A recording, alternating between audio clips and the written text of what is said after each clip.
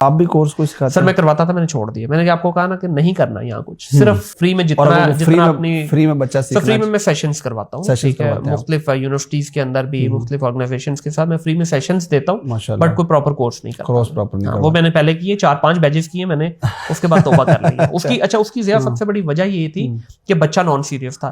80% बच्चा जो है वो आता ही सुन के था कि भाई मैंने सुना मैंने कोर्स करना है, और मेरे पास वो आ गया भाई मैंने पूरी क्लास को लेके चलना है। अच्छा ही है, ठीक है। तो लास्ट बैच की जो क्वालिटी थी, उसके बाद फिर मैंने डिसाइड किया था कि नहीं अब एजुकेशन बेचूंगा नहीं, बेचनी नहीं है।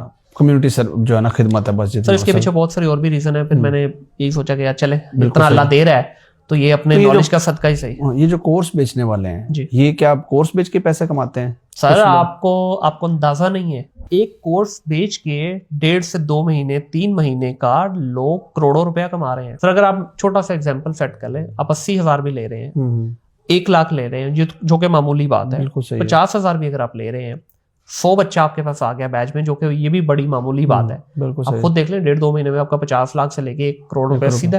किस बिजनेस में इतना पैसा है? किसी में भी नहीं। और कुछ नहीं करना, आपने कोर्स पकड़ना है $10-15 का यूडेमी से, उसको सिर्फ इंग्लिश को उर्दू में ट्रांसलेट करके दे देना है, क्योंकि कुछ चेक एंड बैलेंस तो है नहीं, किसी ने पूछना थोड़ी है आपसे कि आपने क्या पढ़ाया क्या नहीं। वो बच्चा भी खुश हो जाता है। अच्छा उसमें 100 बच्चों में से कोई 2-4-5 बच्चे जो है वो अच्छी जगह पे लग भी जाते हैं, क्योंकि वो ऑलरेडी शार्प बच्चे होते हैं।